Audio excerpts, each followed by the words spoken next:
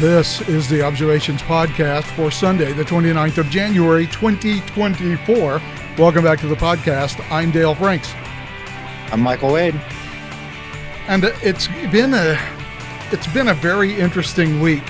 A lot of stuff has been happening that I want to talk about, but I think our overarching topic of the day has to be institutional failure and how widespread institutional failure has become. And I want to start off. Well, and just to be fair, Dale, this is a running theme that we've had now for certainly all of this year, and going back at least, I'd say, till September last year. So this is not necessarily a new topic, but it's becoming more prescient, more immediate, I think is the issue. Yeah, I think the problem is the number of incidences of institutional failure that you can point out have grown so exponentially. And some of the things that we're going to talk about today imply a significant amount of danger for the future of the Republic. Yes. But let's start off with something simple and a little more amusing. Let's ease our way into this whole discussion today. Yesterday, or day before yesterday. When was it? January 25th. So, right, a couple of days ago now. Senator Amy Klobuchar posted this on X with a picture of the president. And of course, blue collar Joe hanging out with union workers. And, first of all, I'm always amused that a guy who has spent the last 50 years in Washington, D.C., a couple of terms as a congressman, long time as a senator, then vice president, now as president. I'm amused that he tries to push himself off as this sort of blue collar fella. And it's even more amusing whenever pictures like this are posted. Let's take a closer look at this picture. So let's just open it up in a new tab, and in fact, let's just open the image in an entirely new tab. And while we're here, let's zoom in a little bit. Let's zoom in on Joe wearing his hard hat. Now, look, it's been about, I don't know. It's probably been close to 40 years since I've had to wear a hard hat on a job site. And even I know that the nap strap is called the nap strap because it goes on the nape of your neck, not on your forehead. Right. And matter of fact, back when you were wearing them, they didn't have that nice little doohickey where you can twist it. Yeah, actually, that's true. That adjustment knob wasn't there. I think, as I remember, the nap strap that we had were those little plastic nubs that you had to rip apart and then redo and snap them back together. Then you'd put it on. Like the back of baseball caps or whatever, but on two sides. Yeah, and then it wouldn't fit, and you'd have to take it off and because the whole point of the nap strap is to fit under the back of your skull where it curves, right? So it actually keeps the hat on your head. Yeah, so if something falls and bonks you on the head, it doesn't knock your hard hat off. That's just part of the suspension system on a hard hat. Now, on the new hard hats, they have that cool little knob, right, where you can just reach back and you can tighten. Which I like. They've since instituted in sneakers and golf shoes and other sportswear. Yeah, the technology increases, and it makes the wear of hard hats a little more, and the adjustment way more convenient.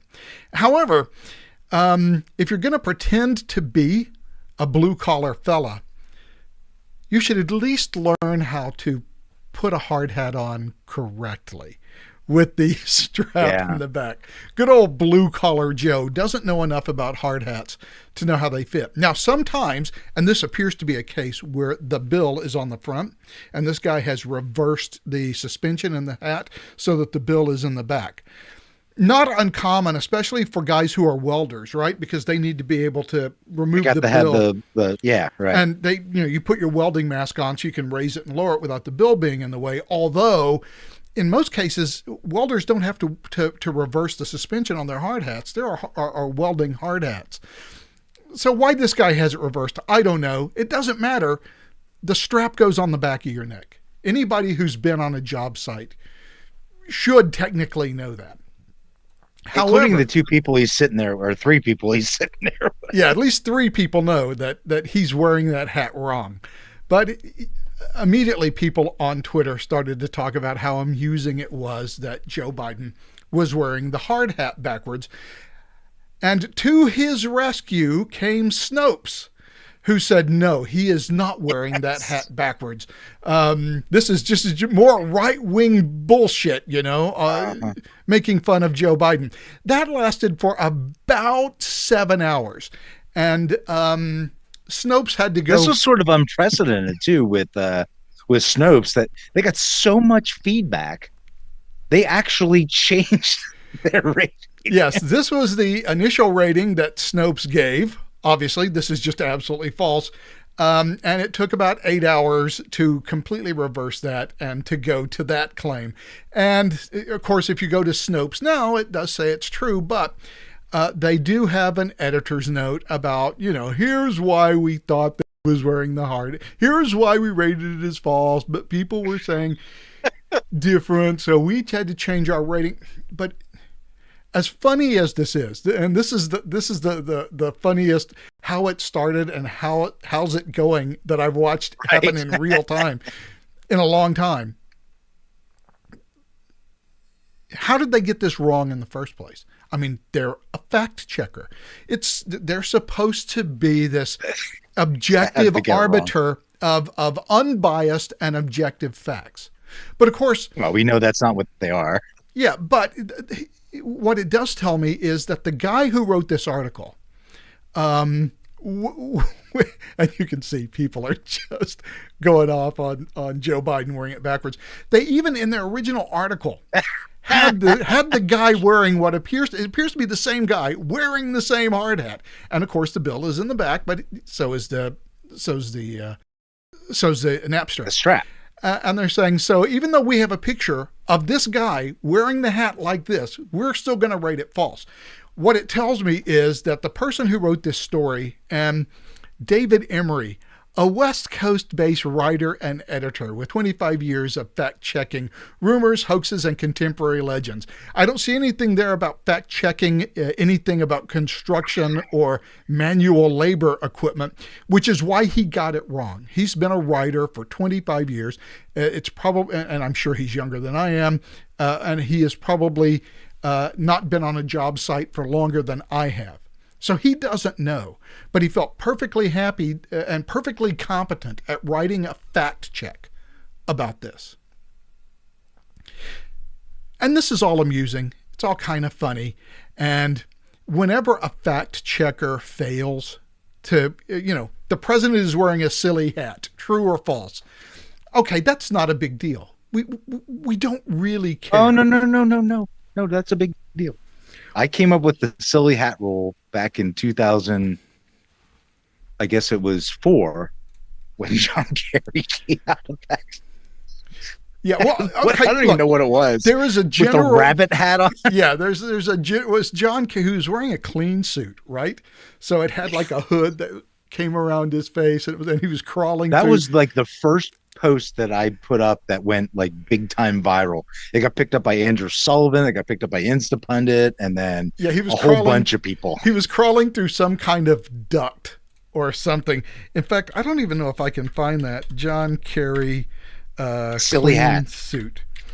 I don't know if silly hat would work, but John Kerry clean suit does work. And we can actually open that image. It's pretty small, but we can certainly share it thanks to the amazing technology that we currently have. And I can actually make this a little bigger. Is this okay, Mr. Wonka? Exactly. Rule number 1 of politics: don't wear the silly hat. If someone gives you a silly hat, tell them you do not wish to wear the silly hat, and you certainly don't wish to have anyone take a picture of you in the silly hat. Same thing kind of holds true. As a matter of fact, when Fred Thompson ran, remember it was a kind of, and this is a little bit obscure and maybe only political junkies remember this, but when Fred Thompson was running for the GOP nomination for president, I guess that was 2008. Um, he, he was at I don't know, a firehouse or something in like Tennessee, which is where he was from. And they offered him, a hat. And he was like, I'm good. Thanks. Yeah, I'm good. He knows the rule. They tried to give him shit about it, but it was like, hey, look, silly hat rule. Everybody knows it. Yeah, not happening. I'm not going to wear your silly hat suit. But, we can laugh at Snopes and we can talk about how Snopes can't be trusted. And I guess it's fine, but it is emblematic. It's symptomatic of a bigger problem, because if we can't trust fact checkers to talk about silly hats correctly, then how in the world can we trust them to talk about complex issues that may be issues of controversy? Let's go back to 2020 and the origin of COVID, and whether or not COVID came from a lab leak at the Wuhan Institute of Virology, or whether it was natural. Well, anybody back in 2020, thanks to Ralph Barrick, who, by the way, had a vested interest in ensuring that nobody thought it came from Wuhan, Ralph Barrick wrote a letter in Nature, got several co-signers on. We now know that even the co-signers realized that it could be a result of a lab leak, but they all signed on anyway. And all the fact checkers back then basically called, it's a baseless claim that coronavirus was engineered. It could not. These are the fact checkers. Here's another one. Now, at least in this one, which is from the Poynter Institute at PolitiFact, they had to add a note a year later. Right. I'm sorry, it wasn't Ralph Barrick. It was Peter Daszak that was pushing the natural origins. Ralph Barrick at North Carolina, who has probably the #2 virology lab in the world that he runs, finally wrote a paper in Science the next year that said, hey, lab leak is quite possibly the origin of COVID, and we can't keep telling people that it's a bunch of bullshit. That completely changed the argument. It took a year for that argument to change. Now, at least after that article or that open letter in Science by Ralph Barrick, at least PolitiFact had the grace to say, okay, we were wrong. This may be a controversy. It is no longer a debunked conspiracy theory, apparently. It may actually be possible. This is a case of the fact checkers screwing up something that was of actual public importance. And they were perfectly happy to go along and collaborate with Peter Daszak and Echo Health, trying to push anybody away from any insistence that COVID might have come from the lab. And of course, since then, we've gotten all these emails from people who are participating in Peter Daszak's thing, who were saying amongst each other, well, this probably did come from China, but we can't really say anything because it'll really piss the Chinese off and they'll get angry. Well, and that was the impetus the entire time. But, and the fact that we have since learned, and we kind of had an inkling at the time, that we paid for it. Our tax money went to pay for that research at the Wuhan Institute of Virology, thanks to grants from Tony Fauci. Yeah, and his good buddy. Yeah, we know the research and we know it was gain of function research. Mm-hmm. So Peter Daszak didn't want anybody looking. And by the way, this research was banned. That's right. By Obama, of all people. The Obama administration put out a hard black letter rule that you could not do gain of function research because the dangers of any sort of lab leak were far outweighed the benefits you could receive from it. Yet, despite that ban on all federal funding for this, somehow Tony Fauci managed to funnel money to Peter Daszak and EcoHealth, who were doing gain-of-function research at the Wuhan Institute of Virology. Was it on COVID? And not just there. There's another one in Wuhan too, that they were also funding, as well as ones in Ukraine and other places. It wasn't just the WIA. What is it? WIV. It was there were a lot of places that were, well, hopefully not still, but we don't know. We don't get any transparency that way. Right. I mean, Tony Fauci lied to Congress about this Over and over again.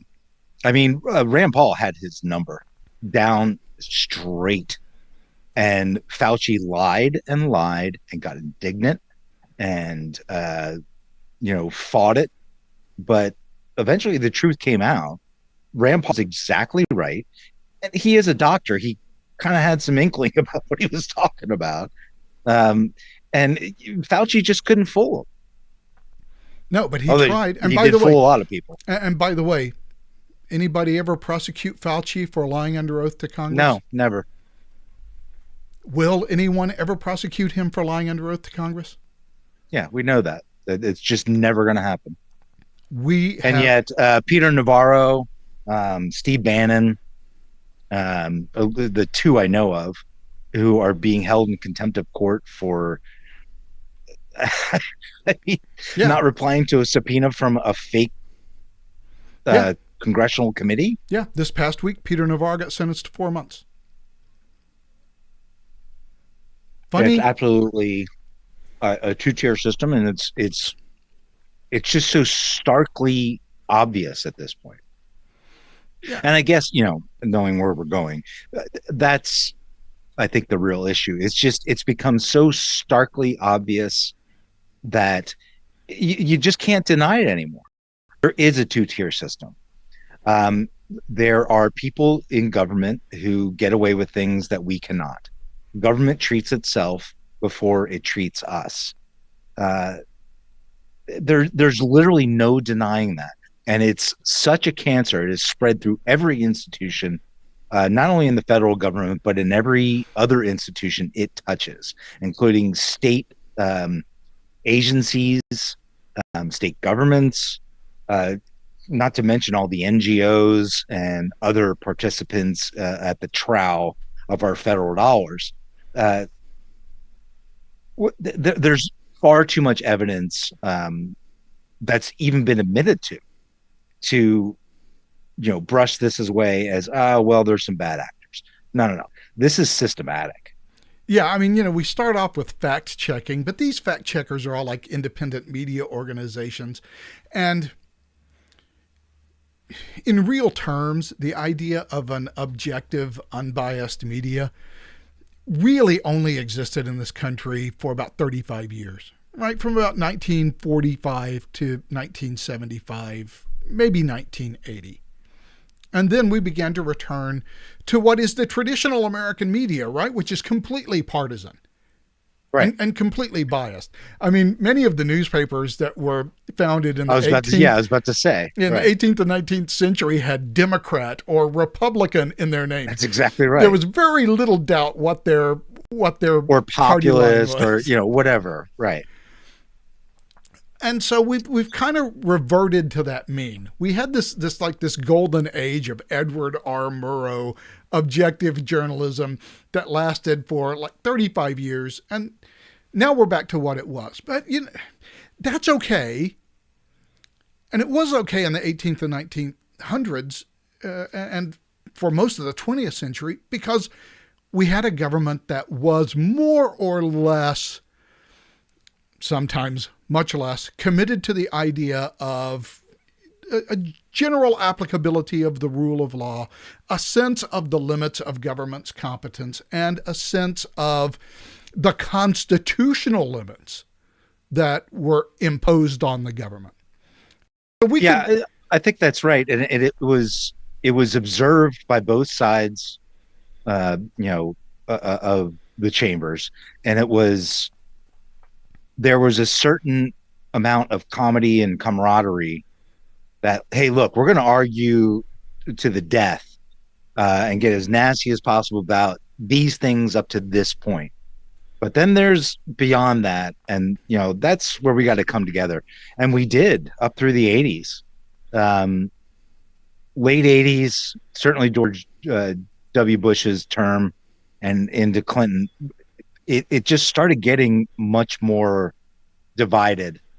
Less we used to of have that self-imposed. We used to have a saying: "Politics stops at the water's edge." Right. Yeah. And that just sort of died all of a sudden, late '80s, '90s. Don't know why. Doesn't matter why. It's just the truth. But you can survive having a sort of a crappy press when you have strong governmental institutions. But what happens when they start to go?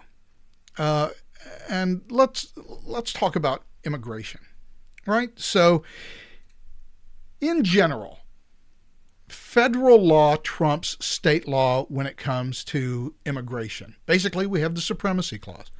Once the federal government decides this is my deal, not your deal, to the states, if the Constitution is silent, the states can do what they want. If it's part of the constitutional powers granted to Congress, Congress can stay silent and states can pretty much do what they want.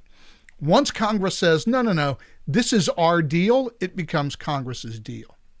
And look, that's fine when everybody is playing on the same page that, okay, the feds are going to take this over, but we can trust the feds to, as the presidential oath says, take care that the laws be faithfully executed. So if you can trust the feds, then the supremacy clause is just fine. Again, everybody at the state and federal level being on the same page can play that game. What happens when the feds decide that they're not going to obey the law anymore? Then what do? And we are seeing that right now in Texas.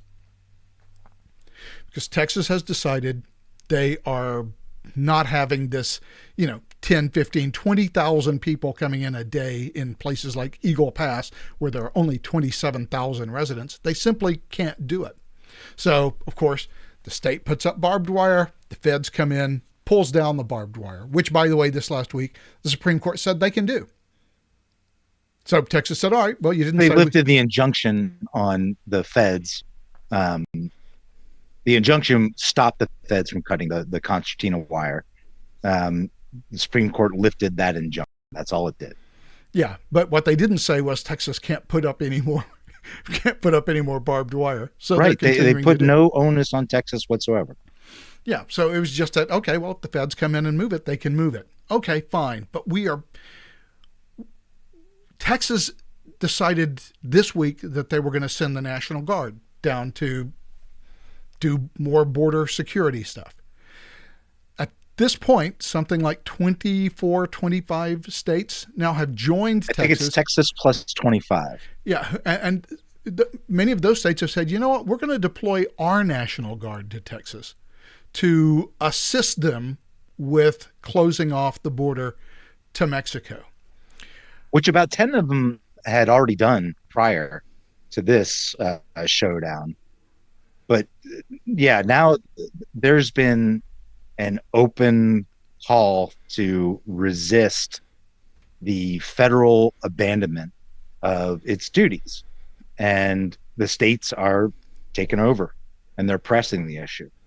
Even though technically the supremacy clause means that the feds should control that, not the states. But again, what do you do when the feds won't? Okay, so that's a really good point. The supremacy clause does not obviate any action by states. It just means that you can't, typically, you can't do less than the restriction, but you could do more. As a state, you could do more. As a state, you can't undermine the minimum of what the federal law says, but you can raise the maximum. And we've seen this has been the law now for about 40 some years. I think this was decided back in the 70s. And that's clear cut constitutional law. There's also constitutional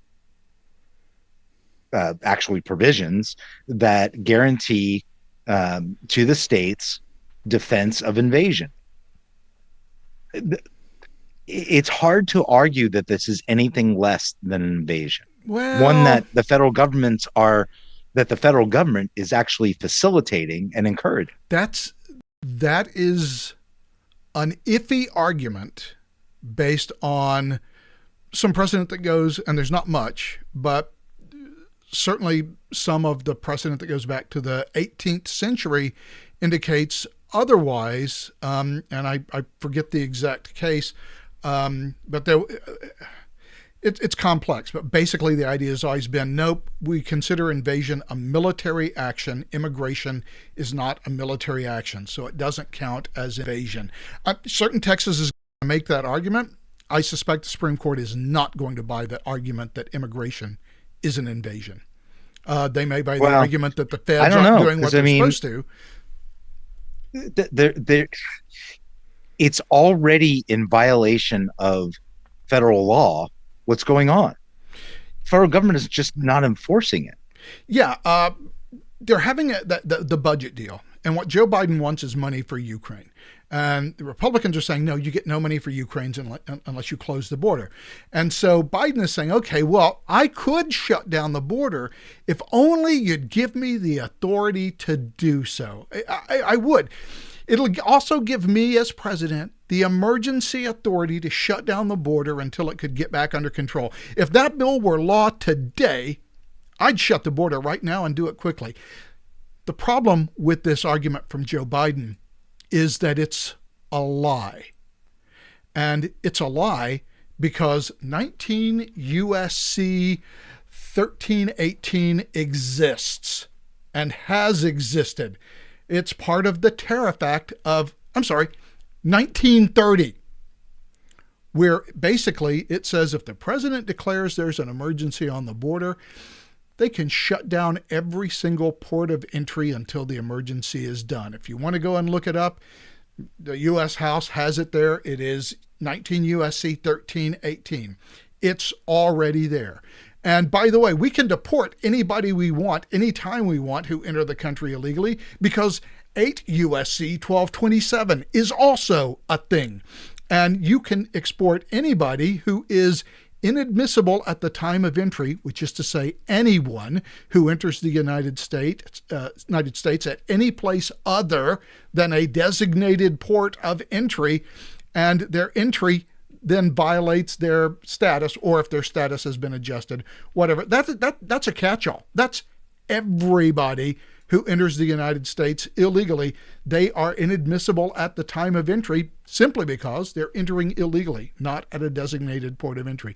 We don't need to give these people a trial. We don't need to do anything other than stick them on a bus and send them back to Mexico. The president already has that authority. What he's not doing is using it. That's exactly right. And by the way, that's the whole complaint. We've done this before. We shut down the border completely after 9/11, and I think we kept it shut for like 4 or 5 days. And I mean, that was a total shutdown of the border. Yeah. So it's the authority has been there for quite some time, and actually, one could argue that the constitutional authority, without congressional action, was already there for the president.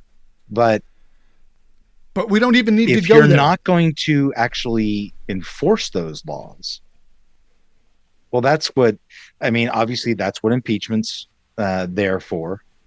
But there are other actions that states can take to protect themselves. They didn't give up all their power. States don't get to make individual naturalization rules or immigration rules. But there's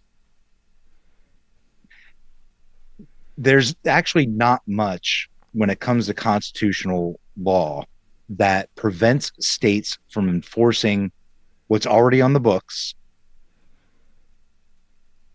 without the federal government being involved. Yeah, Texas a couple of weeks ago just made a new law to enforce basically the U.S. immigration law, saying that we'll just deport you crime to enter the state illegally. And of course, they're going to have to go to court and they're going to have to defend that as well. Everything that Texas has been doing, and it's largely been Texas in this, everything that they've been doing to try to secure the border, the Biden administration has threatened to or has actually taken them to court to sue them to stop it. Now, Obama did the same thing, and that's where the most recent precedent comes from when he sued Arizona for doing some similar things. And the Supreme Court sided with the Obama administration. That's a problem because the states shouldn't be left at the mercy of, the vicissitudes of what the federal government decides it wants to do that day. That's a reneging of the guarantee promised to the states by the federal government in the Constitution. And let's, I know our listeners, watchers, whatever, are pretty clear on this, but just to put it out there out loud, the entire point of the Constitution, the whole reason we're called the United States of America, is that the states are sovereign beings. They're sovereign entities.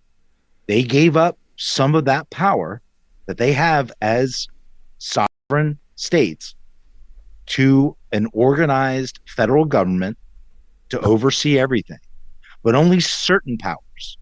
It's a government of limited powers, and only those that were ceded by the states and granted to the federal government in the Constitution. The states didn't give up everything. They certainly didn't give up the ability to enforce their laws or to protect their borders. I don't see any evidence anywhere ever that was the case. However, it is true that the U.S. Constitution reigns supreme, but it reigns supreme over the federal government as well. And if the federal government isn't holding up its part of the bargain, that makes the compact kind of null and void, honestly. It's literally a breach of contract. Yes, but of course, the problem is the federal government is going to say, naturally, hey, we're not violating the terms of the compact. In fact, we get to set the terms of the compact. Something else we've talked about a lot, but it now seems to have an outsized importance, and we can now see the effect of doing it, which is the 17th Amendment. Yes. Once we said we're going to directly elect U.S. senators, we're not going to let the state legislatures choose them. We just essentially removed the voice of states from the federal government. We turned the Senate. That's exactly right. We turned the Senate into a slightly more exclusive House of Representatives. And of course, the way that you buy votes from the voters is way different than the way that you buy votes from the state legislature. Mm-hmm. And the state legislature can always just put somebody else in your job if they don't like the way that you're doing it. So the states lost their voice. And what we ended up creating was a system in which the states largely get treated like administrative subdivisions of the federal government. Arrondissements of the of the national government. Yep. And so now we have this situation in Texas, which quite frankly, I think should be far more frightening to people than they realize. Because we are edging toward a state doing something that no state has tried to do since the 1940s and 1950s, nullification. They're saying we don't care what the federal government says, and we don't care what the Supreme Court says in support of the federal government because we think those decisions are wrong. We think the federal government is failing to fulfill its responsibilities, and you can't just let the Supreme Court bail you out and say, yeah, you don't have to do any of this stuff you don't want to do. We are getting close to a formal constitutional crisis that, as far as I can tell, very few people can see coming. And when you have 25 or 26 states now who are saying, yes, we are going to intervene along with Texas in enforcing immigration law the way we think it needs to be enforced because the federal government isn't doing it, you're setting up, and I hate to say another Fort Sumter, but I think we're getting closer than most of us are going to find comfortable. I absolutely agree. And, you and I were conversing about this during the week, but I absolutely agree with you. I think that the crux of the matter is going to be this issue. I think the feds have staked a claim that they can't back up. And if they do back it up, I'm afraid of what comes next.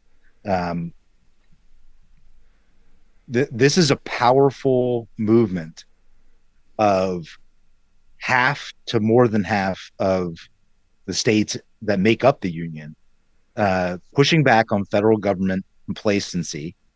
And either you're going to do your job, federal government, or we're going to do it for you. And then we're going to come after you legally. I don't have a problem with that.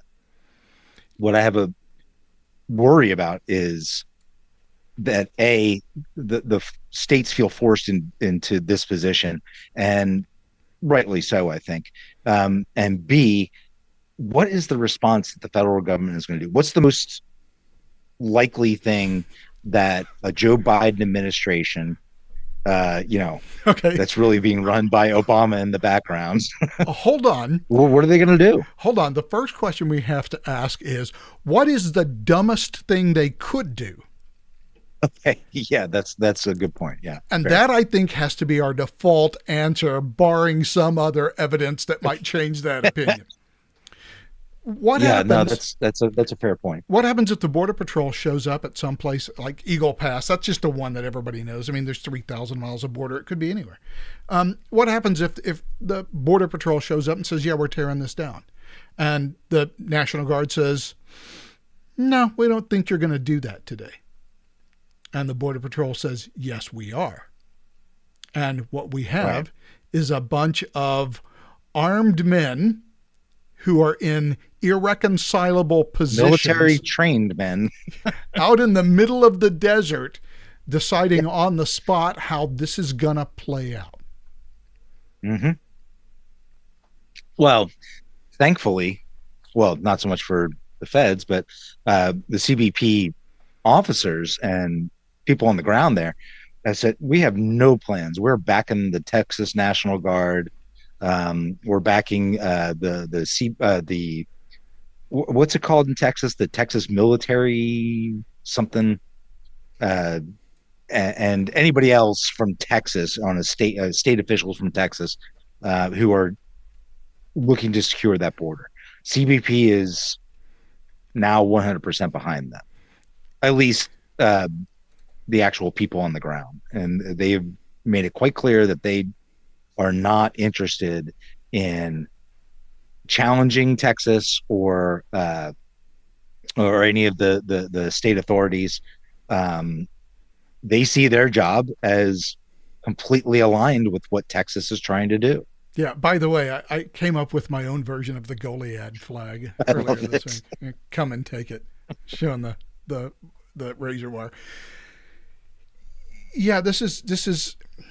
We are heading towards a collision between at least some of the states and the federal government. Now, one should point out that many states are perfectly happy with the federal government doing this. They're happy to be subservient to the federal government for whatever reason that might be. But 25 of the states, of course, they're the 25 states where, many fewer people live. So, that's not. I mean, New York, California, they seem to be fine with what the feds are doing.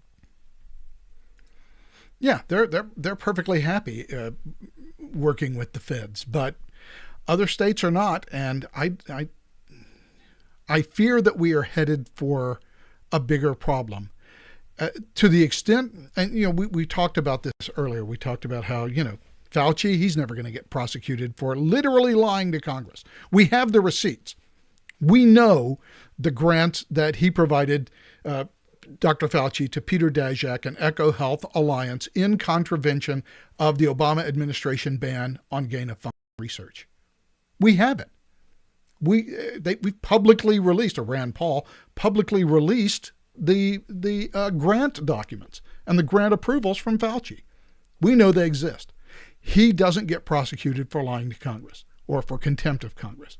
But Peter Navarro, who decides he's not going to show up to the January 6th committee, which largely was a committee constructed in defiance of congressional rules for committee formation. It didn't follow any of the House rules. Yeah, so they didn't show up for what they considered a non-subpoena because they didn't have subpoena power. Yeah, and yet so we go back to that two-tier justice system where we know who's going to go to jail and we know who's going to walk away scot-free. And we've been talking about this ever since, the Hillary Clinton, the email thing. The fact that she was running her own email server was a violation of federal law. Forget whether there was any classified information on it. Maybe there wasn't a single bit. We know that that's not true, but maybe it still wouldn't matter. It was still illegal to run her own server outside of the government. Yep. But federal law and the National Records Act and a couple of others requires that the federal government have full control over all of these servers. Which she knew. Yeah, of course she knew. She just didn't want to comply, and she knew that she wouldn't have to. Mm-hmm. And as it turns out, and that's the biggest problem. And so we have, right? Yeah, these people know they're beyond the law. And I mean, look at Eric Holder. Eric Holder is a great example because he was held in contempt of Congress for refusing to pony up what was it? It was the ones about the guns, right? Where they were selling guns to like cartel people. Yeah, Operation Fast and Furious.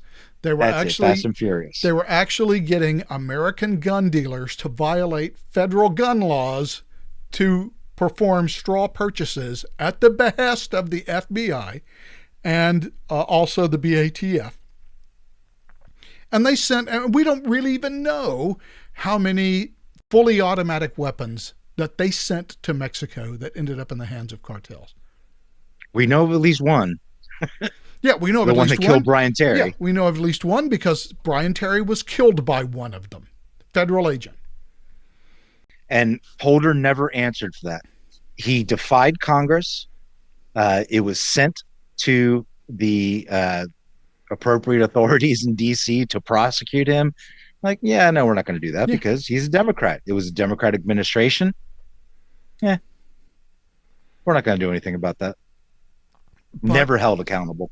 But if the federal government isn't going to obey the law, or even worse, what happens when the federal government or its employees just decide that they're just going to disobey the law? Well, they are what are you talking about when they decide? No. They've been doing this forever. Yeah, well, this week, independent journalist, and I don't know much about her, and I don't think I have to, but this lady named Millie Weaver somehow came across this series of Zoom meetings that were attended by federal government employees, state government employees, at least one military officer, employees of non-governmental organizations. And this was all way back during the 2020 election. And basically, they were there to figure out how to ensure that Donald Trump didn't get re-elected. So right before the 2020 election, they had a Feds for Democracy meeting that took place. And you can follow this post on X and you can go through. She has extensive excerpts of what was said at this meeting, so you can actually watch portions of this. She was able to identify several of the people who were there and the agencies for which they work. So we have people from see, DHS, the U.S. Department of Labor, USAID, There were Department some of State Department Energy. people in there. Yeah, so we have all of these people. And by the way, this is all blatantly illegal. And they knew it It's was. all violently. It's all blatantly in opposition to the Hatch Act. It's also a violation of very contract that they sign when they become a civil servant. Remember, these people were working for the Trump administration at the time, and they were actively seeking to undermine that administration, not just seeking, but also doing the undermining. Um, And by the way, yes, blatantly illegal. by the way, I they would say seditious. by the way they knew it was wrong. What's Yeah. learned in the room can leave with you, but what's said in the room stays in the room. Participants are advised to take those discussions offline if they Mhm. want to talk about quote unquote high risk actions they want to take. This is a conspiracy. This was done in secret, and it was done in knowing contravention of what federal employees are allowed to do when it comes to party politics. And by the way, this goes on forever, forever. There will likely be disagreements about which ballots should be thrown away and for what reason. And of course, it's never a coup when we do it. Right. It's only a coup when Donald Trump does it. When we do it, we're just defending democracy. Donald Trump is the bad guy. We're the angels. And if that means that we have to subvert the government by subverting or changing the meaning of federal rules, well, we can go ahead and do that. We can slow roll things. We can add different interpretations onto the rules because, after all, we're the ones who get to interpret the rules. There are 20 some slides of this stuff, and many of them you can actually watch while all of these people are talking about how they are going to That one in particular is very interesting. subvert the pillars of support in the United States government. Yeah, this is, I mean, it's almost right out of Marxist uh, action programs. I mean, it might even be from from all I know. What that stuff about the pillars, I remember reading that kind of stuff from Agitprop in Germany, from the communists and the socialists in France, and this is back in the 1930s and 40s. This is old school stuff of a skullduggery type. The insiders are taking over the asylum. Yes, and by the way, they have to be sure that they call President Trump's plan to contest the election. That's the coup.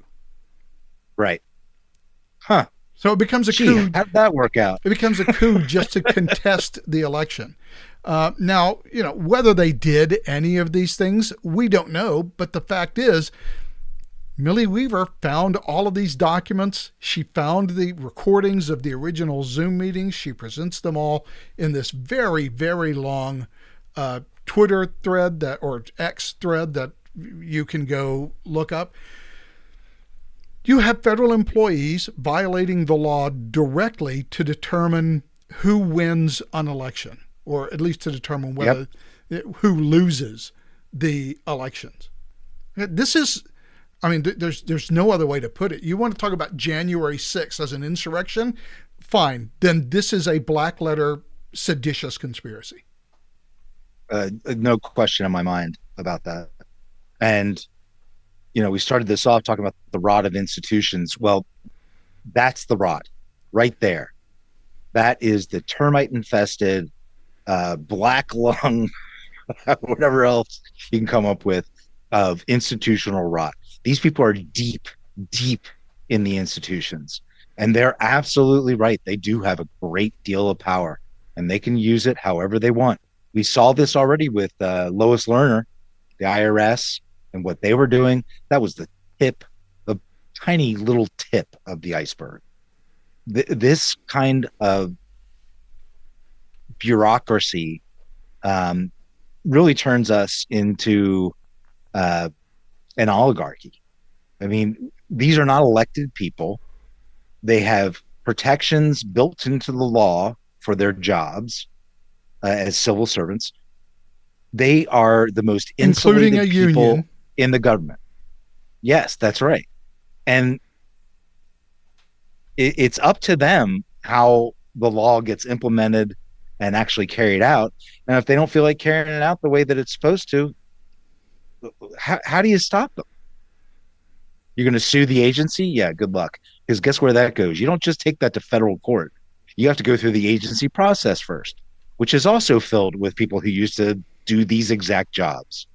Talk about industry capture. Yes, the old administrative law judges who are always so impartial. Well, Yeah. and the thing that people don't realize about they're not Article 3 judges; they're Article 1 judges or Article 2 judges, I guess, because they're part of the executive agency, right? So they each ALJ is his or her own jurisdiction. So the Court of Federal Claims, literally right across the street from the White House, um, that's basically uh, the highest circuit court for government uh, claims against the government, claims under government contracting, and whatever else. That is the highest court next to the Supreme Court. Each single judge, and I think there are 15 of them, they are not required to follow the precedent of any of the other judges. There's nothing that binds them except what they may have said before. And even then, it's not conclusive because they can overturn themselves just like that on And a by the case by way, case let's basis. let's talk about how they become judges. Yeah, that's right. That's a good point because what they do is they come up through these systems. They come up through, the Bureau of Land Management, or they come up through the State Department, or they come up through all these agencies, and then they reach a certain level of expertise. If they have a law background, well, you're right to become a um, administrative law judge. Thank you, an ALJ. And then if you become an ALJ, well, then you can go higher. Sometimes they go into the administration again, but a fair amount of them end up becoming judges on the Fed circuit eventually. Yeah, but those judges are nominated by the president Right. and have to be They have no, and confirmed they by don't the have to be Senate. approved by the Congress. But Yeah. the ALJ judges don't have congressional. If they actually go into the federal judiciary, obviously they become Article 3 judges, and The federal that circuit applies. is still an Article 2. It is not. It is not part um, of Article 3. Okay. Congress So, Congress did not create the okay, I Fed thought you circuit. were talking about one of the districts, the federal judicial districts. So, okay, Yes, fine. those are different. So you're Yeah, you're yeah, you're still talking about the administrative courts, but yeah, yes, yeah, no yeah. congressional approval for any of them. They Right. just get appointed. And by the way, even if you do manage to make it through those guys, or you come up with some constitutional question that would have to be answered in a real federal court, well, then you got to deal with Chevron deference. That's right. Because the Supreme Court has said, well, the agency defines it as X, then I guess we just have to believe whatever the agency says. So much better when experts make these decisions than the people in Congress. Yeah, and by the way, you talk about the problem. The problem is the one phrase that goes into practically every federal law that's been written for the last 50 years. The secretary shall have the appropriate power, blah, blah, blah. And they And basically there just have been cede some, matter of regulations to fact, the Fed, to the most famously, executive. Neil Gorsuch it has called that into question. He's been one of the most challenging federal judges, and now Supreme Court judge, uh, about Chevron deference and whether or not that was fully uh, workable or constitutional. And there is a separation of powers argument that is Congress handing off legislative power to the executive branch, and that's not okay. That violates the Constitution. Yeah, it certainly violates separation of powers. Right. But they've done it routinely. We have this system that only operates if everybody believes that everybody's playing above board. Right. It's increasingly clear that not everybody is playing above board. And I don't know. Well, I do know what. We have remedies for it, right? First, we could just impeach. Yeah, we could impeach Joe Biden. We could get rid of him. It's not going to happen, but we could do it. Right. We could have the states call a constitutional convention. God knows what would come out of that. But I mean, it could happen. It's not gonna, because we're never going to get 3/4 of the states to agree on anything in terms of a constitutional convention. So, I don't know where we go from here, but I also don't know how this system creaks along the way that it keeps creaking along. And, if you want to take it back to how the political effects that it's having, even outside of this disagreement, which I think may be an extraordinarily dangerous disagreement between the states and the feds on the subject of immigration, people realize, and increasingly realize, that the political parties are not constructed to do what's best for the average voter. They are constructed to keep people in power and to keep whatever money spigot it is, whether it's in Congress, insider trading. I think Nancy Pelosi, what was it, 2 weeks ago, ended up making $700,000 off of NVIDIA. She is one hell of a stock trader. That's all I have to say. And I just, whatever she does, that's what I'm doing. Yeah, if only I could get access to Nancy's trades, I could probably be pretty well off a decade down the road. Retirement, I think, would no longer be a problematic big question deal, right? in my mind. Yeah. Well, just go get elected to Congress. What are you talking about?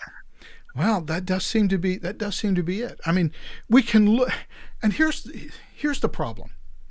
We can look at this stuff, and we often run into stuff that makes us go, right? Like Harry Reid, who literally never worked a private sector job in his life. He was either some sort of county commissioner in bumfuck Nevada, or was in the state Searchlight. Searchlight, which is the same thing. Then got into Congress, then became a senator, and ends up one of the richest people in Congress. Through his wealthy land holdings. Yeah, through his. He had a knack for picking out those properties. That's a fella who knew real estate, huh? And we noticed that, and we go, that's until weird. He got beat up by his stretching band, or what? Yes, until his exercise machine went wrong. And by the way, he got out of the Senate pretty quick after that exercise machine accident, didn't he? Yeah.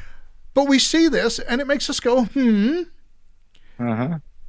But we see it so often that I think, one of the problems, I was going to write about this week, and I kind of just ran into a brick wall.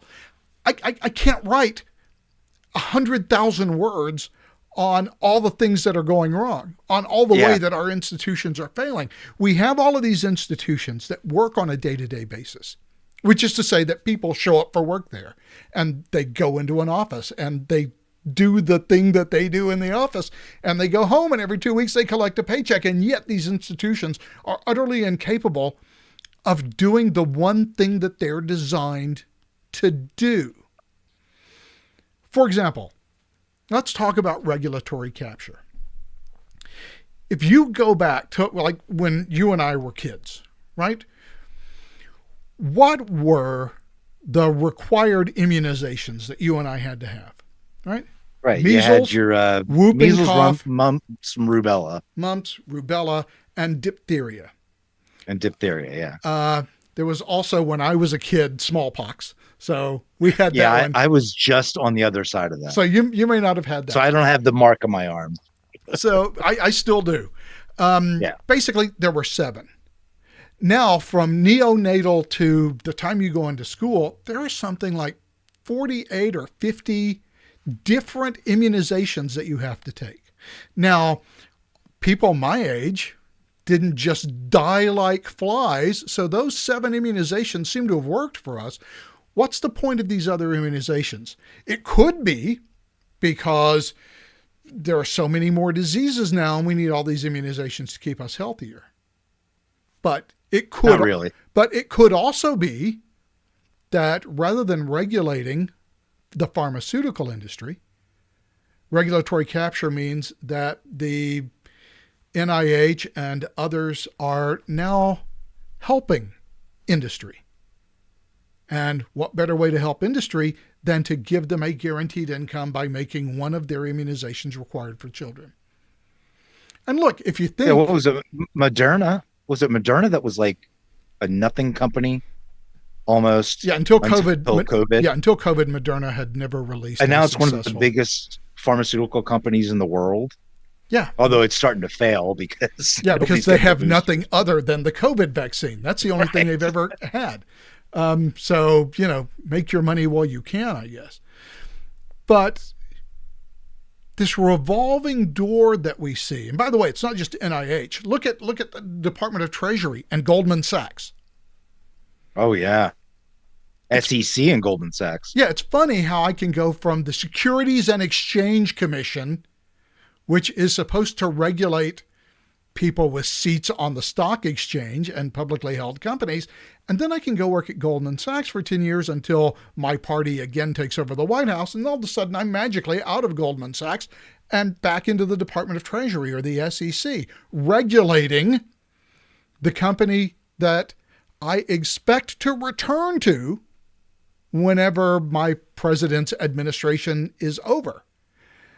You had the one, what was it? He was a senator, I think, from New Jersey. He had been in Goldman Sachs, then he became a senator from New Jersey. Then he became governor of New Jersey. Then he became president of Goldman Sachs. And that was all during Bob Torricelli, I think. Was it Torricelli? Robert Torricelli. No, he was the one that he was replaced by Frank Lautenberg. No, it's the other guy. I'll have to look it up. But he held all those positions. And when we had the big meltdown in 2008, it was discovered that Goldman Sachs had been using private funds, which were supposed to be separate, to pay off corporate debt, and then just trying to like shift money back again. By the way, what is that? 2008. Look, that is a perfect microcosm of institutional failure. The first thing that everybody at the Department of Treasury said was, especially after Lehman Brothers just, or was it Bear Stearns? They just went in the tank, and they collapsed and they went bankrupt overnight. The first thing they said was, look, some of these banks, these investment banks, they're too big to fail. And so therefore we have to protect them, which is exactly what they did. So they got a bailout that pretty much guaranteed that John Corzine. Oh, John Corzine, yes. They basically bailed these companies out. They socialized they made us, that's the exactly right, pay for their losses so that they would stay in business because, well, we can't let them go out of business. How did they get so big anyway? Well, they got so big anyway because at some point back in the 90s, we decided to repeal Glass-Steagall and to tear down the firewall between investment banking and commercial banking and all of the other deregulation. And what we ended up with was a ever smaller and smaller and smaller number of ever larger and larger and larger banks. If you get your first job and you get your first paycheck and you want to figure out where to go, like out here in California, you want to figure out where to go to deposit that very first paycheck. Well, you're going to go to either Bank of America, Union Bank, or Wells Fargo. That's it. Those are your choices. First State Bank or Third National Bank, they don't exist anymore. Those are all, for in large part, yeah, that's right. Those are all gone now. Because we consolidated the banking industry. We ensured that commercial banks could do investment banking stuff so that losses on the investment banking side could tear down the commercial side. Washington Mutual no longer exists, for example, because their investments in subprime mortgages destroyed their entire commercial business. They ended up with debt that exceeded the entire value of their business. And, Wachovia, United Bank. I mean, there were a lot that ended up getting leveled by that. And by the way, we let them get away with it. We know that Standard & Poor's and Moody's were taking a look at these subprime pieces of crap and saying, well, you have just enough crap in there that it magically becomes diversified and then becomes AAA. And not one person from the rating agency has ever been held accountable. No, nobody ever went to jail. They weren't even tried. They weren't even looked at. They weren't even investigated. Nobody at Goldman Sachs went to jail. Nobody at Shearson, Lehman, American Express went to jail. Nobody at Bear Stearns. They all just Bear Stearns lost their company. Of course, Bear Stearns doesn't exist anymore. However, let's see, choice between losing my company and going to, as Office Space puts it, federal pound me in the ass prison.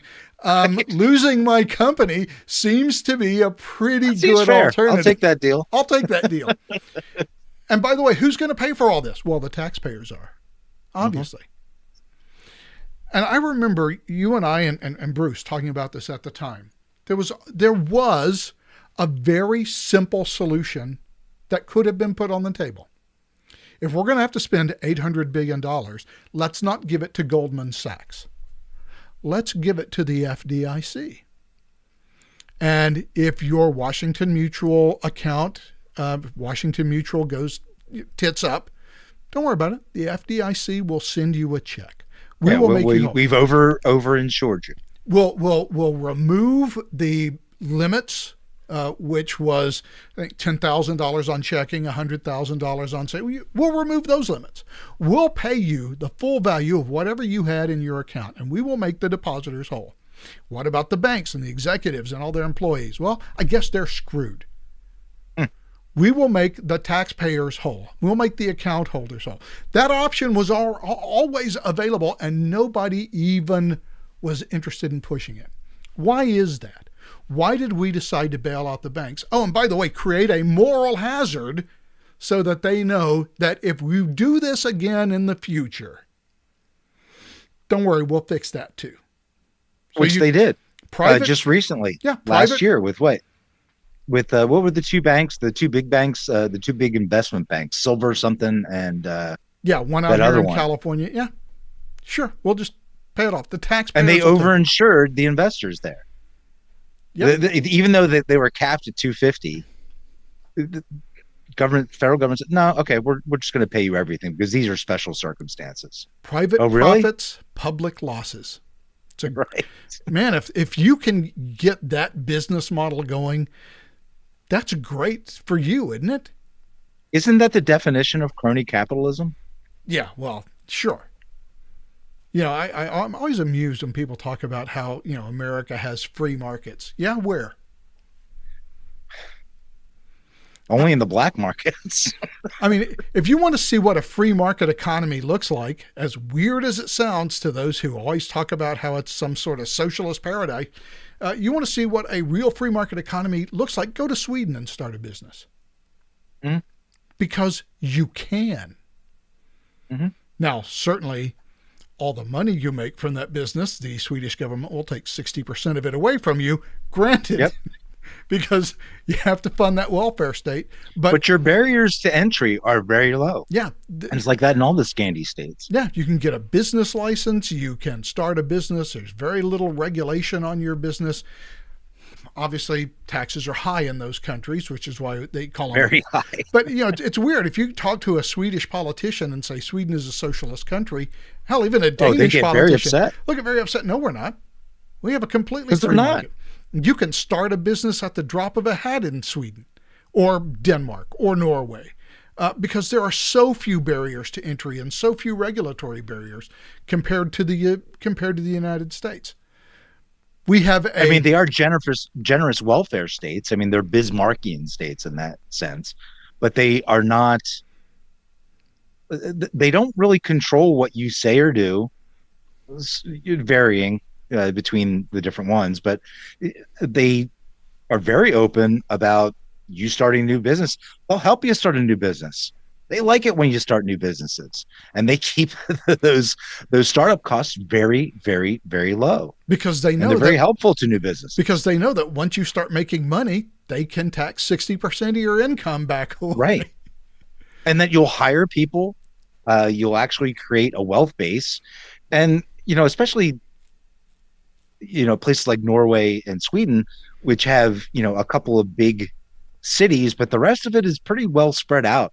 There's small towns and villages. They don't have they don't have a lot of big commercial markets. They've only got a couple really each. And then they have a lot of, smaller towns, industrial towns, some of them. And then farming villages and fishing villages. If you can create value in some of those small towns, create hiring opportunities, jobs, the governments are going to be right behind you, including the municipal governments, because they want you to do that. They are happy for you to do that, and they'll help you. By the way, some updates from chat. We were talking about Silicon Valley Bank out here in California. That was the one. And also, I am informed it is more like 75 childhood vaccinations between postpartum and starting school. Is that right? I mean, they 75. combine so many of them in each shot. I mean, my youngest is 12, and so she would have gotten the last of those things around 4 or 5, I think. And I mean, they get them basically about 6 weeks after they're born, and you get they don't overload them, but there are a bunch packed into each shot. So I mean, I have no idea how many actual immunizations it is. I do know that they don't stop. Apparently it's up to around 75. So we've gone from 50 years ago giving 7 immunizations, childhood immunizations that were required, to 75. And look, the 7 that were required were pretty darn important. Measles, because measles kills, whooping cough kills kids, diphtheria. Yeah, all of that stuff, pretty darn important.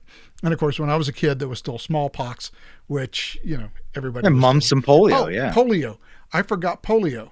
Polio was the big one. I mean, our grandparents, even our parents, some of our parents grew up knowing at least one person affected by polio. Maybe not a direct, but somebody's brother or aunt or whatever. Well, that was a common thing. You knew somebody that had polio. When I was 4 years old, I was living, my mom and I were living with my grandparents in their house outside of Houston in Sheldon, Texas. And my uncle, who at the time was I was 4, so he'd probably be about 16, 17, had and you used to be able to buy these at Montgomery Ward's, a Montgomery Ward's motorcycle.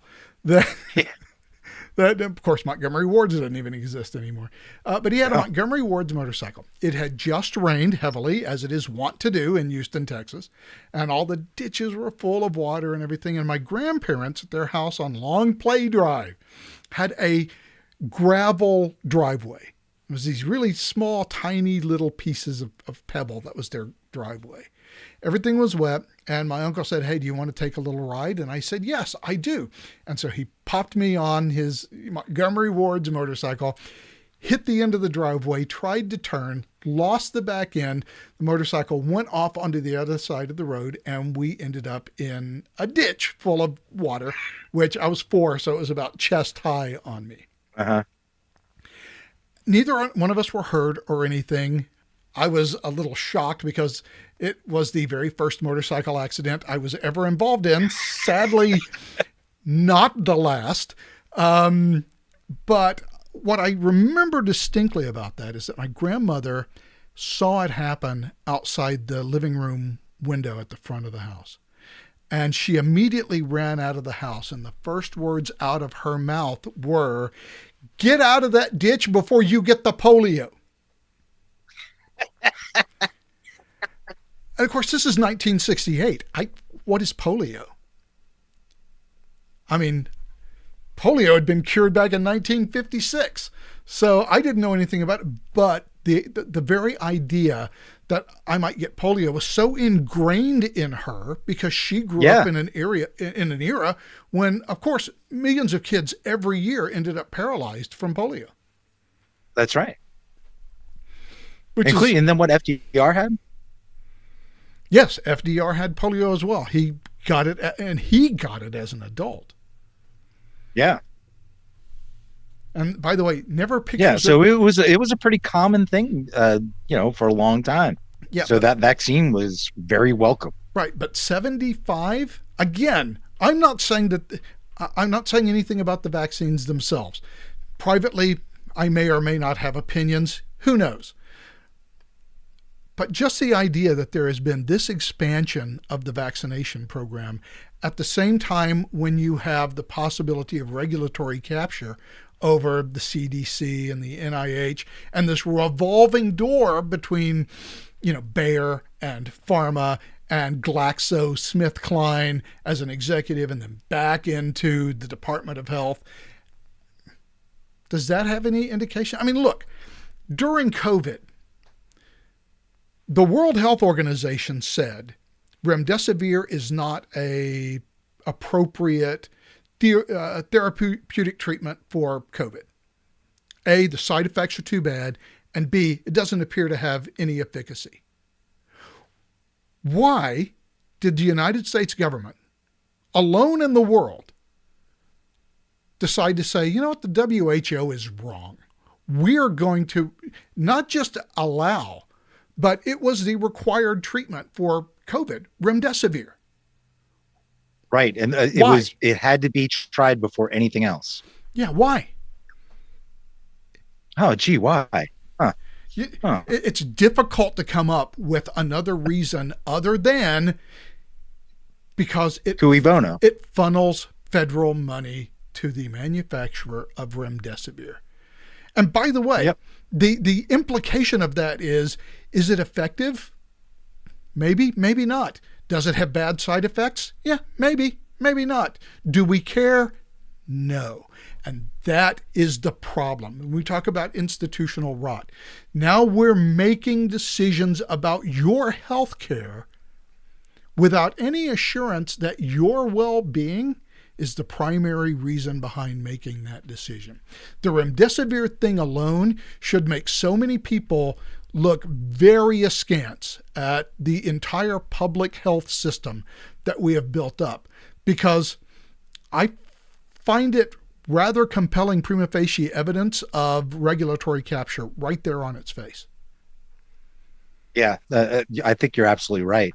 And what's sort of galling about that is for years, I argued in favor of pharmaceutical companies because the attacks from the left were economically illiterate. They're greedy and they're inflating prices. Well, of course they're greedy. Yes, they do inflate, but that has nothing to do. If you want to actually have these products, you need to actually grease the wheels a little bit. But yes, because this is way beyond the pale. The average time it takes to bring a drug to market with all of the requirements in the United States is 14 years. So it takes a 14-year span of phase 1, phase 2, and that's only for the successful drugs. Yeah, that's only the successful drugs because, again, phase 1, phase 2, phase 3 clinical trials, the feds can knock you out at any point. By the way, there's any number of products that have been approved for use in Europe that can't be approved in the United States. And we know they're safe and effective because they've been using them in Europe for 20, 25 years. But you can't get them approved in the United States. We do impose our free market imposes exorbitant regulatory costs on big I like pharma. that. Our free market. Yeah, because I mean, there are a lot of things that I would have thought 20 years ago and would have said them without any hint of irony or sarcasm that I find myself mentally, every time that phrase comes into my mind, putting scare quotes around it because I no longer believe it to be true. And I don't believe it to be true because you talked about it earlier, right? I mean, you said that, it's the faith in these institutions. And once that faith is gone, and it seems to be rapidly receding, your institutions are nothing more than hollowed out husks.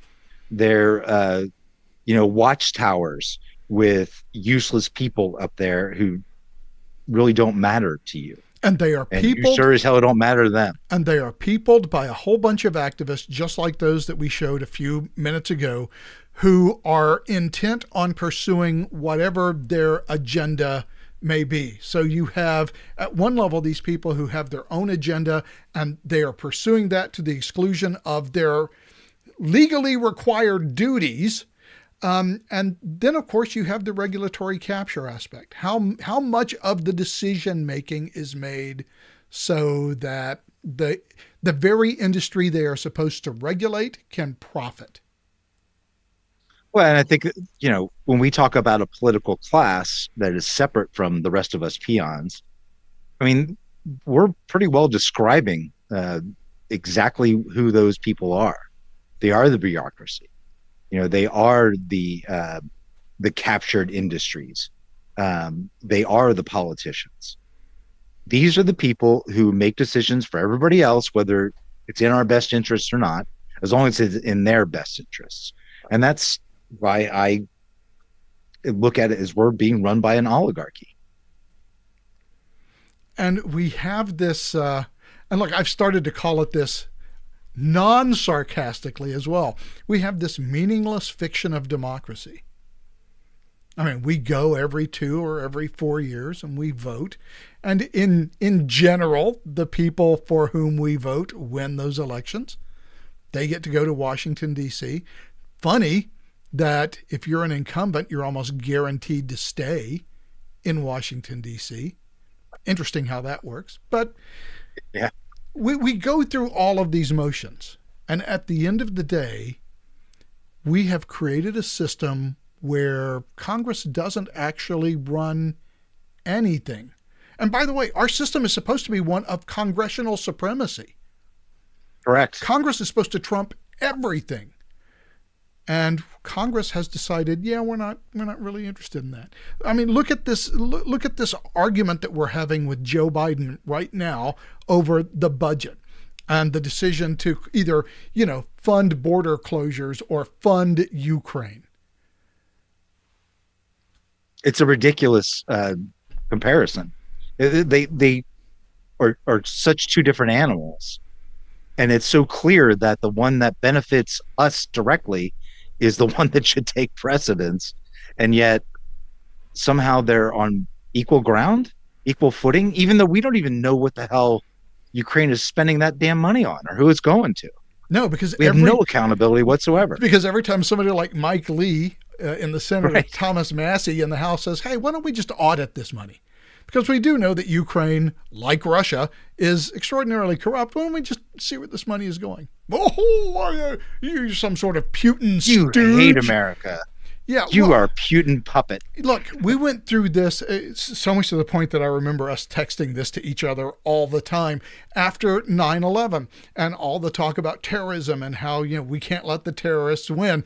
And every time one of us said something that was slightly critical, I remember the other one of us always saying, and by the way, John was involved in this too. So John, you, Bruce, I, why do you hate America and freedom? The good old days. And look, Ukraine has become another one of those, why do you hate America and freedom?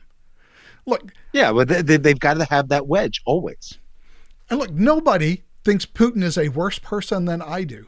And nobody would enjoy more seeing Russia, the idiot stepsister of Western civilization, thoroughly humiliated and depowered.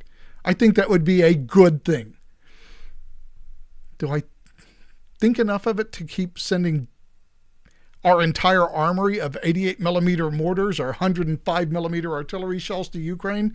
All of our, look, we can give them all the Stingers they want.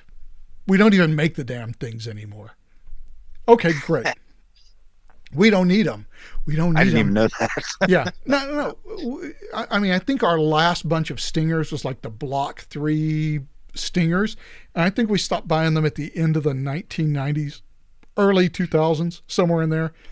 So what we have in the inventory is all we have. And we honestly don't give a shit about Stingers because we have way better things now than Stingers. When I was in the military, I was present at some of the initial testing of the Stinger missiles at White Sands Missile Range because I was stationed at Holloman Air Force Base at that time. So I got to observe some of the initial testings of the Stingers. Okay, this is 1985. The Stinger is an old weapon system.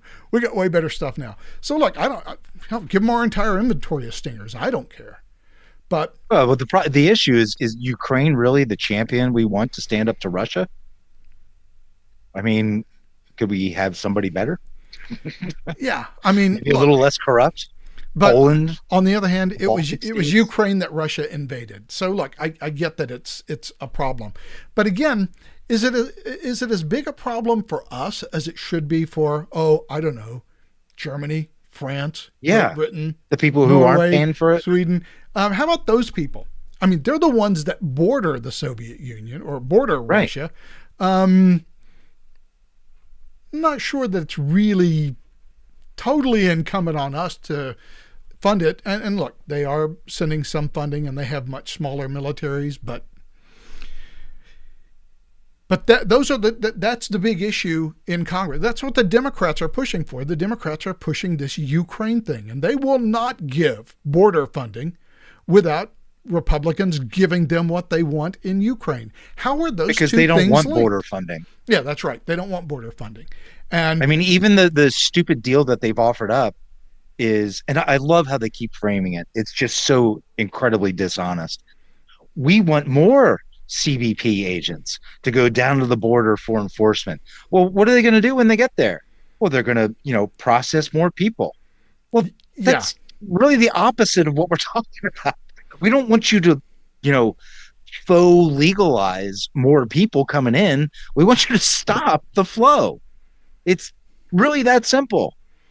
And all we keep getting from this administration is, well, look, we, since day one, we had this comprehensive, immigration reform that we wanted to do, and it would make it so much easier to process these people and put them on different tracks to becoming citizens.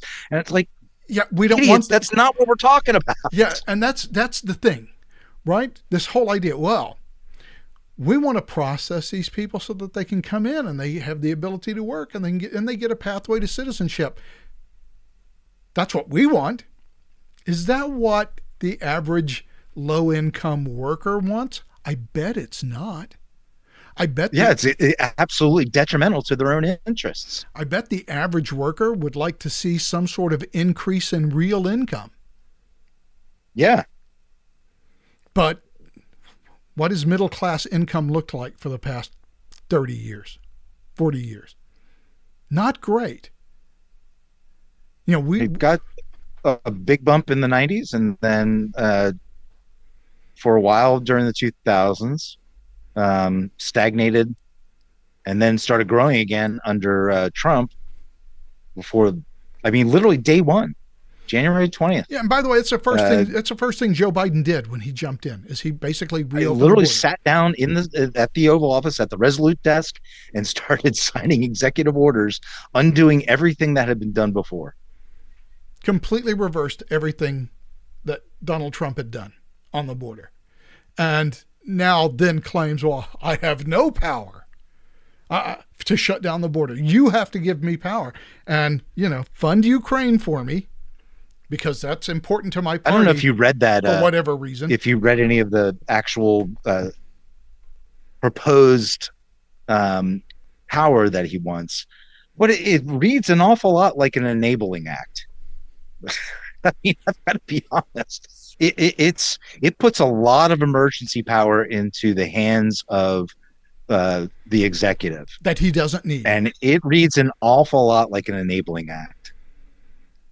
Yeah, well, institutional failure is dragging us down. And my big fear at this point is it's going to drag us into a civil war.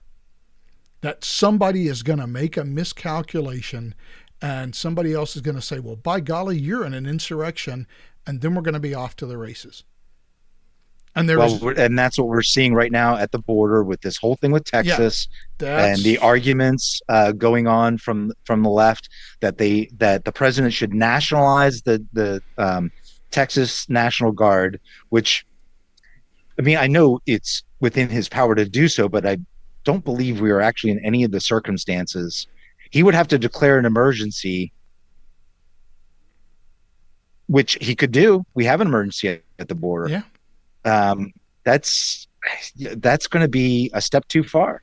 I think that would be probably the last piece of the puzzle to ignite something violent. I know in this a is civil war fashion. This is the thing that terrifies me, and so many people are just so blasé about it. There is a whole thread, super popular currently on Twitter, which is to post a picture of your Civil War II ride.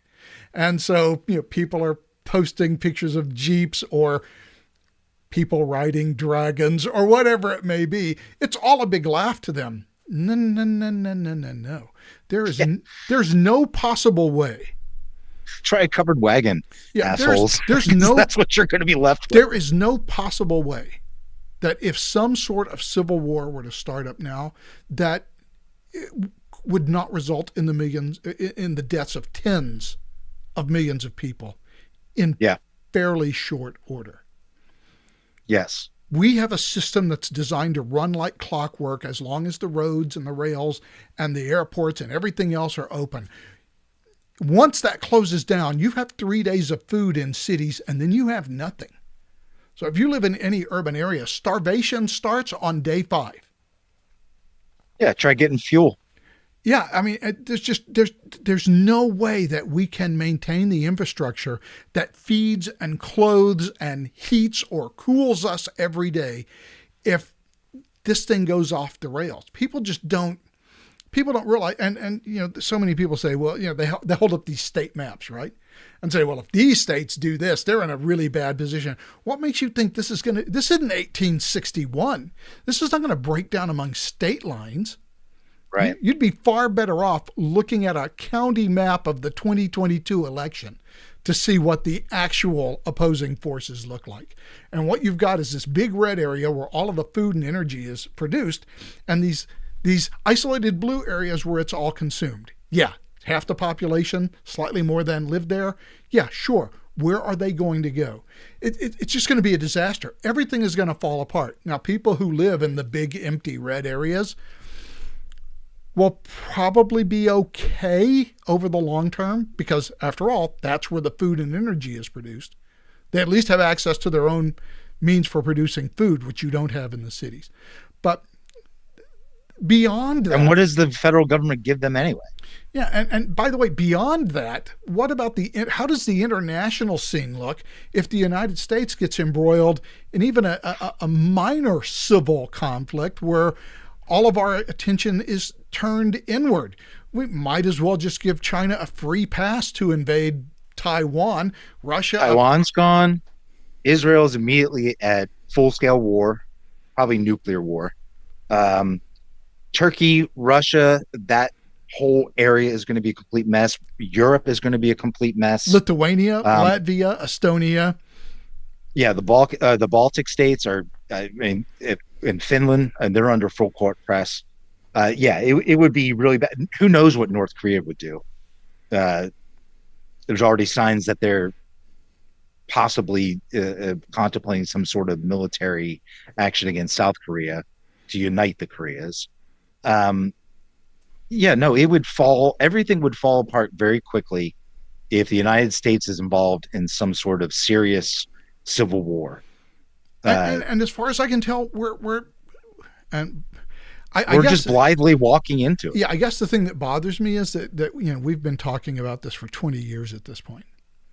Yeah. And it's always seemed like this inevitability that will happen at some point in the future. Well, it's the kangaroo, right? Indeed, probably sometime after we've both passed away. There'll be some point where these tensions will flare up. And look, at this point, the best we can hope for is some sort of national divorce. Right. We've been talking about that for at least 10 years. Yeah, but if we're having this immigration thing where we're now actually calling out the National Guard, I'm getting uncomfortably, this whole Civil War thing that was this, bad thing, but that would be at some distant point in the future, now looks like it's getting closer and closer. And I'm seeing people, on social media who are saying, fine, bring it on. We'll destroy those yahoos in flyover countries, and people posting pictures of B-2 bombers dropping bombs. So one squadron of A-10 at a Selfridge Air Force Base and wipe you people out. That's not how it's going to go down. Don't be so blithe about this. Maybe I can't shoot down a B-2, but you know who I can shoot? All of the people who refuel, rearm, and pilot it. That's right. If they're even going to consider carrying out those orders. Yeah. If that. I think we'd see a lot of mutiny in the military. Yeah, I'm pretty sure it would. I mean, it would go south so quickly and so irretrievably disastrously that I don't know what kind of America would come out of it at the end of it. I don't think America would come out. Yeah, neither do I. And people are so blithe about it, and they either dismiss the possibility that it could happen, or they just assume, oh yeah, well, and look, by the way, it happens on the right too. Yeah, enjoy no food and no gas. Yeah, there's this sort of assumption that core heads will prevail. We've always, weathered these storms, and we need the government to do this and to do that. And, we're set up. All we got to do is just, let it keep moving along. And no, I mean, that's just nonsense. It's never, ever happened. But see, here's the problem. Post the Civil War, so basically since 1865, we decided we were going to reunite as a nation. And certainly for all of the 20th century, there was a general agreement about what the government was supposed to do. Sure, we could have talks about taxes and social programs and whatnot. But in terms of what America was and what the general limits on government power and competence was, there was large agreement. And if the Democrats won, if Eisenhower won in 1952, it wasn't that big a deal because in 1960, Jack Kennedy will win. And things will sort of veer, sort of left or right of the center. Right. But they're all kind of contained within this sort of channel. Yeah, we have this channel that we know we are going to travel down. And if the other party wins, hey, congratulations. We'll come back and get you next time. Right. But whenever you look like this whole thing about that Millie Weaver showed with these government employees, we no longer want to be governed by the other side. This is not a case of I just got to take my lumps and we'll come back and win it. It is, if they win, it's a disaster. It's the end of the world. And we have to do, and by the way, if they win, and we've already gotten this with Trump, if they win, it's illegitimate. Mm-hmm. It was illegitimate whenever Trump won because of Russia collusion. It was illegitimate when Biden won for the other side because 2020 stolen election, which, by the way, every losing side since 2000 has claimed stolen election. Hillary Clinton claimed it in 2016. Well, except 2008. Yeah, except 2008. That was pretty much a gimme. We all knew that we were going to. We all knew we were going to elect the black guy, because that meant we weren't racist anymore, or so we naively thought. If you can't even agree to be governed by the other side because you were so far apart ideologically, what's the reason for any sort of national unity? What is it that you have in common that makes you want to live in the same country as your ideological opponents? Well, and that's just that. I think you hit the nail on the head there, because look, it's the same thing that befell, the Roman Empire. Hell, we don't have at to go least that. in terms. We don't have to go back that of, far. We can just go to Yugoslavia. Well, Yugoslavia though was cobbled together after World War One. I mean, the Roman Empire, its dying days were because nobody believed in Rome anymore. It was a lost illusion, and the people who were supposed to be taking care of it and celebrating and showing off the glory of Rome, exhibiting the glory of Rome, lost interest. They didn't believe in it anymore. All they cared about was getting their free bread. And we kind of see a similar thing here in America. We don't even teach American history anymore. We barely teach Western culture. People have no idea how we got to where we are now. Well, they have no clue. We do teach Americans history in the sense that the country was founded by a whole bunch of racists who created it on the backs of dead Indians and black slaves. Yep. But yeah, that's the extent of it. However, we're over an hour and 40 minutes. So you know what we should probably do? We should probably pick this up again next week. So Michael. All right. Same time, same bat channel. Have a great week. We'll talk to you next week. Bye. You have been listening to, or watching, in fact, the Observations Podcast for Sunday, the 29th of January, 2024. We appreciate the fact that you are watching, and we hope that you'll watch again next time. Until then, have a great week. So long.